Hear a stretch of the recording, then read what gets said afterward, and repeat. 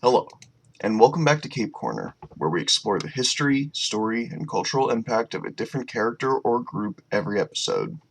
I'm Blue, and I'll be your host as we take this journey together. With my first three episodes centered around superheroes, I thought this episode would be a good time to take a dip into the morally darker waters of comic books. Today won't be about a villain just yet, but it will be about an anti-hero. This one was a huge hit in the Bronze Age, especially the late 90s. He's the key player in an eternal war between heaven and hell, a human who became a god. Today we'll be looking at the One, Hellspawn, or as he's more commonly known, Spawn. Todd McFarlane is a Canadian comic book creator, artist, writer, filmmaker, and entrepreneur. The dude has a pretty serious pedigree in the comic book industry. A work with his name on it is sure to be hot. A big part of that fame came about when he worked on Spider-Man. His style of drawing the wall crawler is beloved by much of the fandom, even if many of the stories that he worked on aren't. I believe he worked in the Clone Saga, which is hit or miss. But no one can deny that his style of drawing Spider-Man is pretty beloved. He was also the one to draw the first full appearances of Venom, one of the greatest villains from Spidey's Rogues Gallery, and a character who would dominate the 80s and 90s pantheon of villains. He'd go on to be able to write and illustrate his own Spider-Man comic. That's how valued his work was. Not to mention, he made rad artwork of other heroes, like Batman. He would eventually team up with 6 other popular artists to form the brand Image Comics. At this point, Todd dipped way back into his old drawings, working on a character whose prototype he made way back when he was 16 years old, spending, as he puts it, countless hours on perfecting the design. The character was Spawn, which was released in May of 1992. Upon its release, Spawn number 1 sold 1.7 million copies, which was at the time a record for an independent comic book. McFarlane would receive criticism on his writing, and would therefore go on to hire guest writers for some issues. I'm talking real industry giants. Alan Moore, Neil Gaiman, Frank Miller. Big names. With the level of talent behind it, it was no surprise that Spawn was seeing increased recognition and fame. In 1996, the heavy metal band Iced Earth released an album called The Dark Saga, which was a concept album for Spawn, with the cover depicting the character drawn by McFarlane himself. If I can deviate from my script for a second, I actually listened to The Dark Saga to prepare myself for this episode. It's 10 songs, the last 3 actually, which flow seamlessly together. Like, as the chord for one song fades, it then fades into the next song with the same one. It's great. I love that stuff when they do that on music albums. Love it. It's legitimately really good. You can find the entire album on YouTube or wherever. I would genuinely suggest checking it out, even if you only have a passing interest in metal. Where was I? Oh yeah. There was also a 1997 live-action movie, not to mention an HBO animated series that ran from 97 to 99. There was a series of high-quality action figures. Spawn even appeared in the Xbox version of Soul Calibur 2 in 2002. He's also more recently appeared in other games like Mortal Kombat 11. Like, he is still popular to this day. He's got such an endearing success. Even people who are not big comic book fans often recognize Spawn when they see him because he's got such an iconic look. He was a smash success in the genre. But who is Spawn, I hear my lovely listeners ask. Seriously, you look great. Did you do something different with your hair? Well, I noticed. You're gorgeous. You should treat yourself to a nice snack.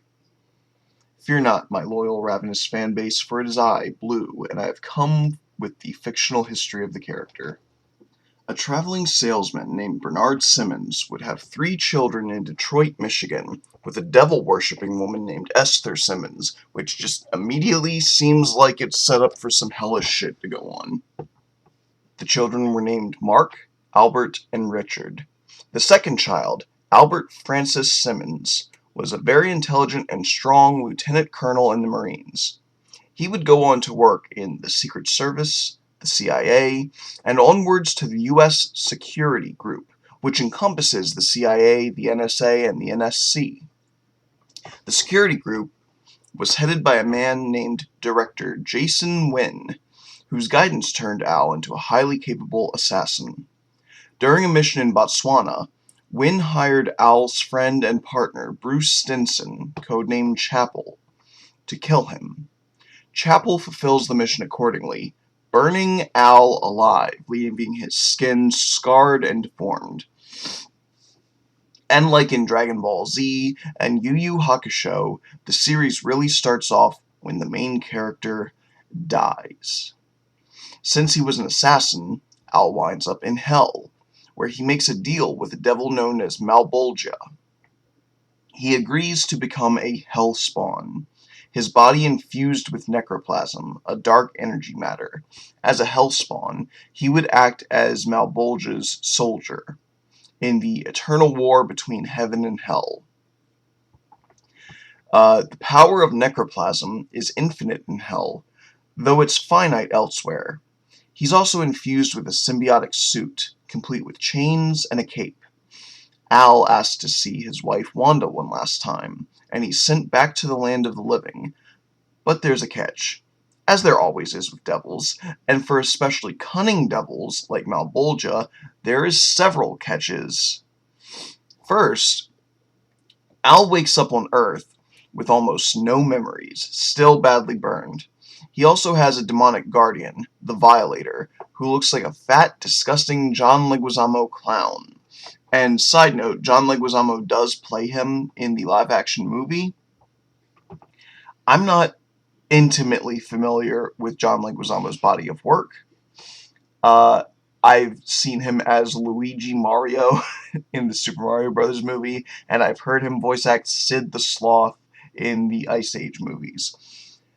But I can say for sure that he plays this role so well. He is disgusting and disturbing, and you just don't like to look at him when he's on screen, and he is everything that he should be as this character. Al initially only recalls his own name, and eventually comes to remember his deal with Malbolgia, but he can't remember his wife's name to go see her. He eventually gets a hold of his own CIA record to find her, only to discover that she's married to his former best friend, Terry, and they have a daughter named Cyan. It's here we come to the second catch. Malbolgia sent him forward in time by 5 years, long after Wanda has mourned and moved on. And I appreciate the fact that Al recognizes that the two of them didn't get together to spite Al or spit in the face of his memory or anything. They probably got together out of a mutual grief. They both loved Al, and they looked for comfort in each other's presence and company. And from there, just out of a need to eventually move on, things escalated. He still cares about both of them. I mean, neither one of them is doing anything wrong. And the Iced Earth album that I mentioned, one of the songs has a really good line. I can't remember the exact quote, but it's something along the lines of, "I still love both of them." And so Al knows better than to try and force his way back into their lives. You know, they're happy. It would be difficult to explain that he was sort of resurrected and all this stuff. So he just leaves. He's very sad, but he leaves. Al winds up encountering another Hellspawn who gives him some helpful advice.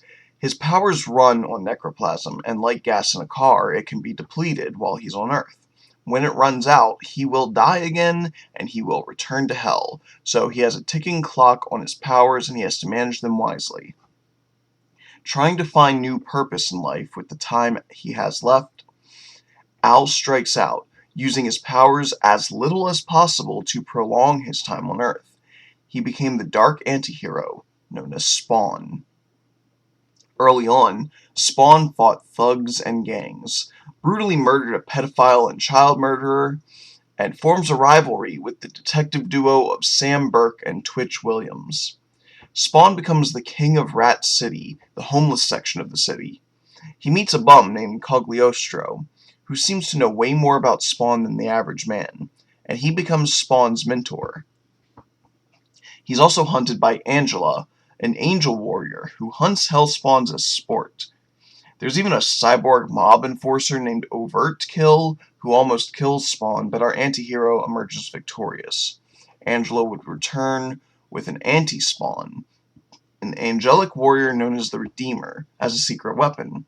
However, the Redeemer seems to himself be tainted by evil, and that weakens his power. Yes, as it turns out, the warrior who was transformed was none other than Jason Wynn, the man who ordered Al Simmons' execution in the first place. It turns out he made his own deal with Malebolgia. He would grant the devil an incredible soldier to become a top-tier hellspawn to lead his army in exchange for a sample of psychoplasm, a powerful material related to necroplasm. Wynn used the sample to advance technology by leaps and bounds to engineer an empire and rise up in the world, which his elevated position is what caught the attention of Heaven in the first place. Spawn started off pretty street level this way, but the series would really escalate when Spawn becomes more embroiled in the war between Heaven and Hell. Being attacked by both sides meant that Spawn was fighting a losing battle, until a third faction called Green's World entered the scene. Long story short, they're another dimension whose power equaled that of Heaven or Hell, and they empowered Spawn so that he could combat both factions effectively. Green's World did this because the constant war was causing the Earth pain, which frustrated the third faction, which seems to sort of represent an alternate dimensional force that cares about planets like Earth. So in that way, it could be seen as Earth transforming from simply the battleground for the war between Heaven and Hell to a power in its own right. Green's World felt that Spawn could end it, so that's what caused them to sort of choose Spawn as their champion and empower him. Sometime later, Spawn would actually team up with Angela, the promise of graduating from hunting hellspawn to hunting devils being too alluring for her to ignore. They go after Malebolgia, and during the battle, Angela dies, but they do manage to kill Malebolgia. Having done so, Spawn is offered the opportunity to become the new King of Hell. However, that's when his mentor Cogliostro reveals himself to in fact be Cain from the Bible, like Cain and Abel. He was the first person to go to Hell, and he had planned to use a Hellspawn to take over Hell in the effort to become the new king. He wanted to rule the domain that he was the only one to populate for so long. In exchange, Cain returns Spawn's human form. This would of course not last, as other players like Nyx and Memon, another devil, caused Spawn to regain his powers.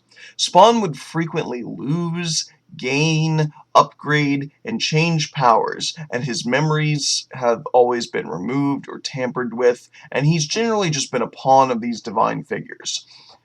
Quite honestly speaking, it is the perfect setup for making a video game series around Spawn. I don't understand why they haven't done this yet, but you know how like in video games, there's often this mechanic where by the end of the game you're like level 99 and you're so decked out on awesome shit that like at the start of the next game they have to write in some bullshit contrived way of why you've lost your powers and you have to regain them again. Like they do it with like Kingdom Hearts and just like every video game under the sun, especially RPGs, love to do this. And it is infuriating, but you know what? This series has that built into the story already. He is constantly shifting his powers around. And you know what? That would work so well in a video game, especially because, as I will touch on later, he has so many powers that you could give him a different power set to play with every game.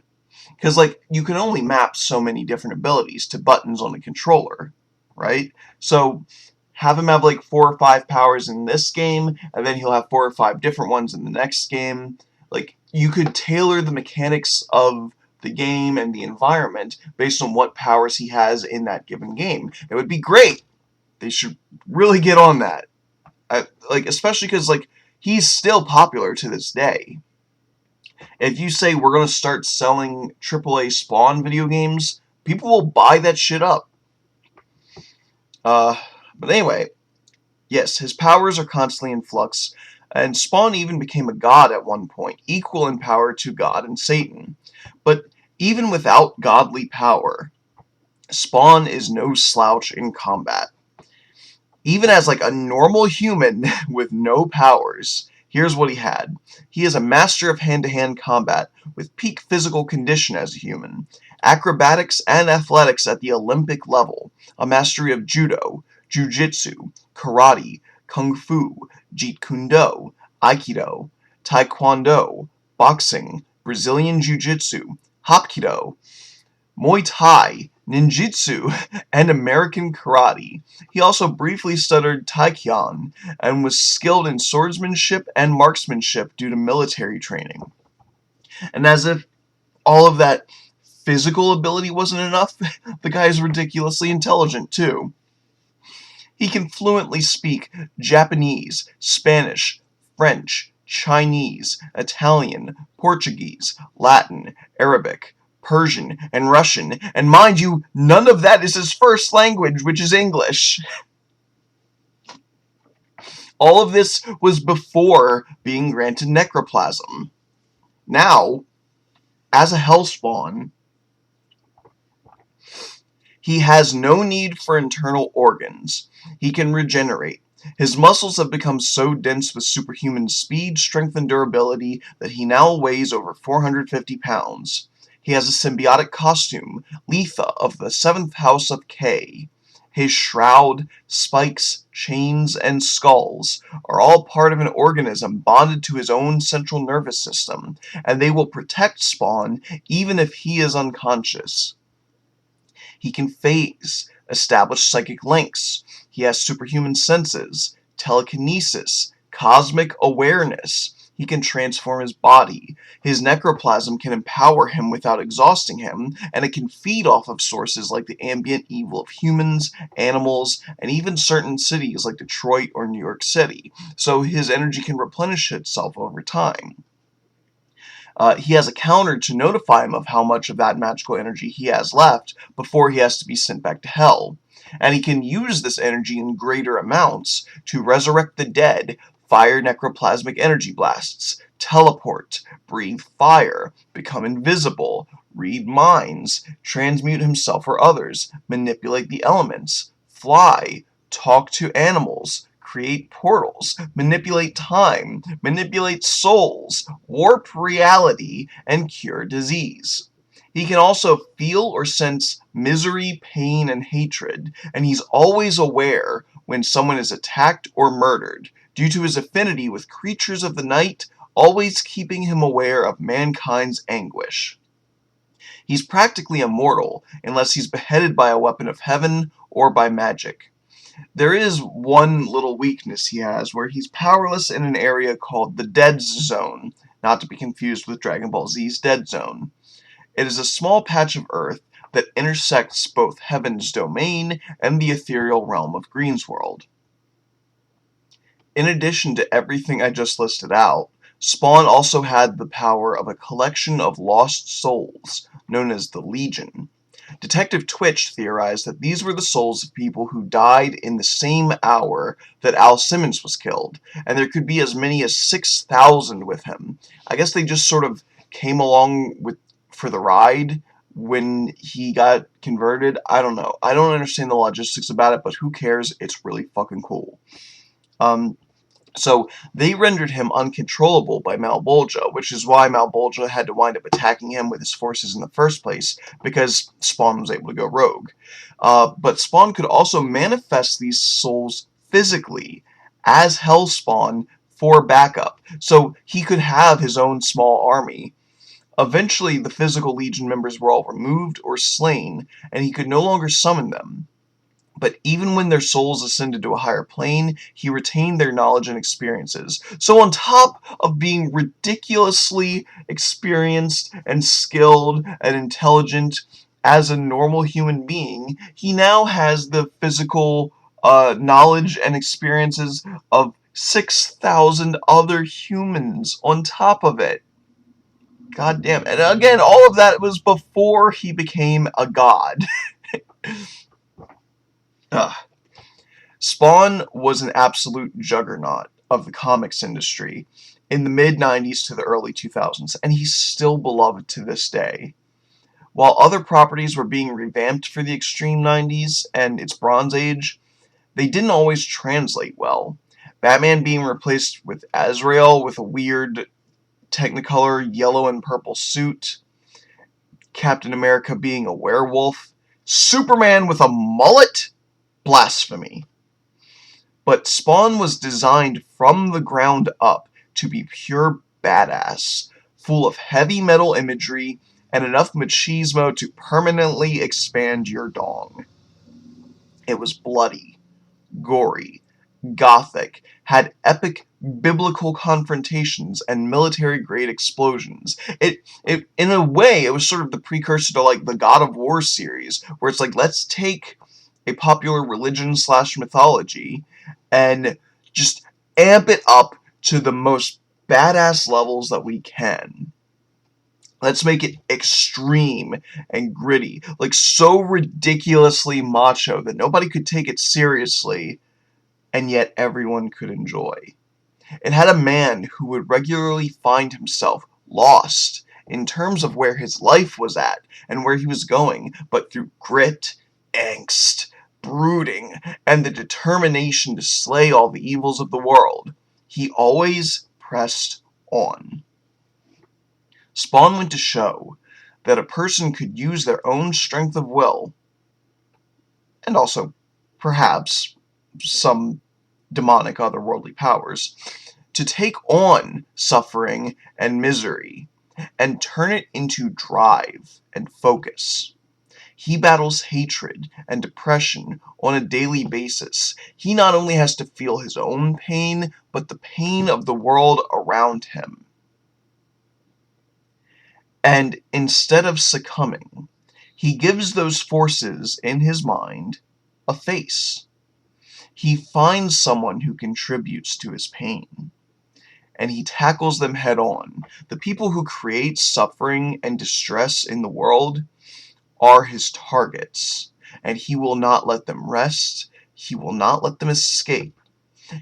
He will make the world better by eliminating the forces who seek to make it worse.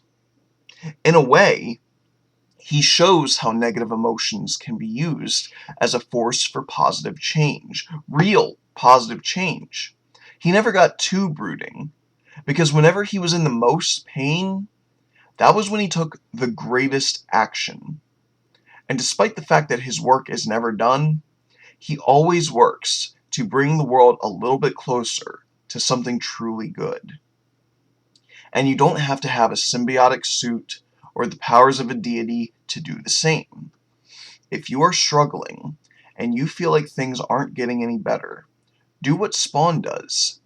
Get angry. You don't deserve to suffer, and you should have something better. Then you focus and temper your anger. You make a plan of action. Do something to better your circumstances, even if it seems scary. When we take a leap, we often find ourselves capable of more than we could have ever thought possible. And that will just about do it for today's episode. If you liked it, please leave a like and maybe a comment. Or consider donating to my Podbean patron page. It'll help me improve the quality of the series and do more for you guys. Even like $1 or $2. Anything helps. Join the Cape Corner Discord, where you can engage with the rest of my community and suggest topics for me to cover in future episodes. Thanks to my good friend Crown for suggesting Spawn. You always have good taste, my friend. As for next week, I'm thinking, well, the new Mortal Kombat movie just came out. If you guys want, I can cover a character or two from that franchise. I do eventually want to branch into more video game and anime related topics as well. If not, if you want me to stick with the superhero franchise specifically, I can always just do a martial arts style character. It still sort of ties in with the Mortal Kombat theme, and it also fits with the recent Shang-Chi trailer. That looks really good, by the way. I'm excited for Shang-Chi. Either way, let me know what you want. Until next time, stay strong, stay true to yourselves, and remember, we can all be heroes.